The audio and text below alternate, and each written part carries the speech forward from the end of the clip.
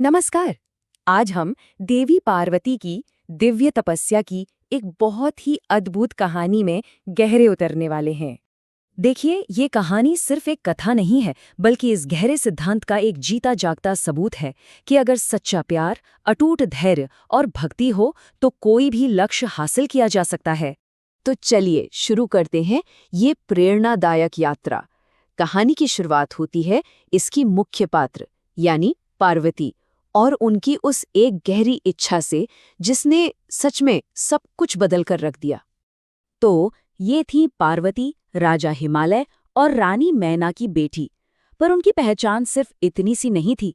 उन्हें अपने पिछले जन्म की, जब वो सती थी, सब बातें याद थीं और उसी जन्म से उनका दिल सिर्फ और सिर्फ भगवान शिव के लिए ही समर्पित था। मतलब ये कोई साधारण प्रेम नहीं था, बल्कि जन्मों जन्मों का एक अटूट बंधन था। और यहीं से कहानी का असली संघर्ष शुरू होता है। सोचिए, एक तरफ पार्वती का अटूट प्रेम, उनकी भक्ति, और दूसरी तरफ भगवान शिव, जो गहरी तपस्या में लीन है, जिन्हें दुनिया से कोई लेना देना नहीं। ये कहानी है इन दो बिल्कुल विपरीत शक्तियों के मिलन की।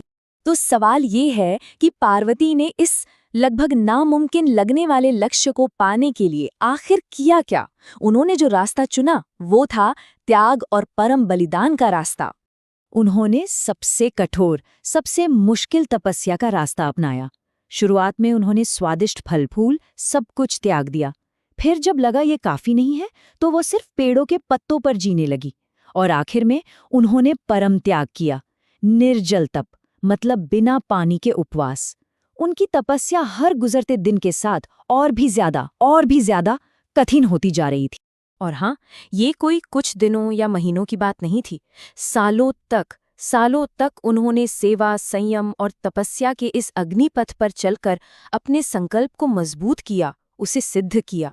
लेकिन इतनी कठोर तपस्या के बाद भी उनकी भक्ति की असली परीक्षा तो अभी बाकी थी। अब कहानी एक ऐसे मोड़ पर पहुंचती है जहां उनके विश्वास को एक अग्नि परीक्षा से गुजरना था।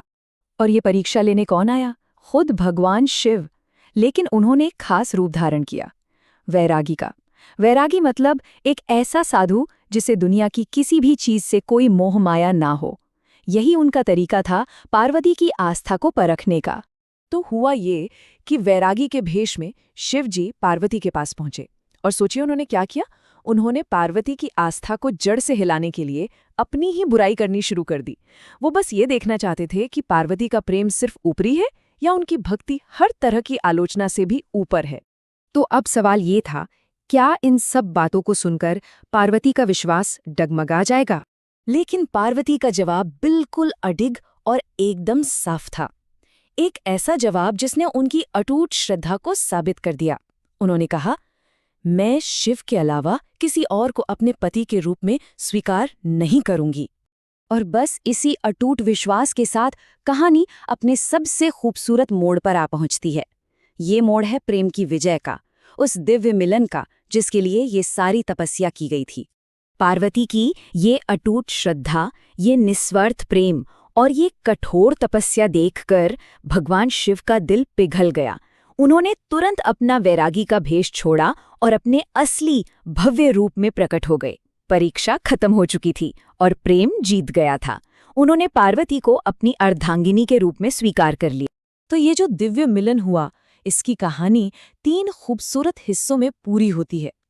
सबसे पहले शिव जी का अपने असली रूप में प्रकट होना, फिर पार्वती को विवाह का वरदान देना, और आखिर में उनका वो भव्य विवाह जिसे आज भी पूरी दुनिया शिव पार्वती विवाह के रूप में बड़े ही श्रद्धा भाव से मनाती है। तो आखिर में सवाल ये है कि ये प्राचीन कहानी हमें हमारी जिंदगी के लक्ष्यों के बारे में क्या सिखाती है? ये हमें याद दिलाती है कि अगर हमारा इरादा पक्का हो और हमारी कोशिश सच्ची हो तो कोई भी लक्ष्य नामुमकिन नहीं है।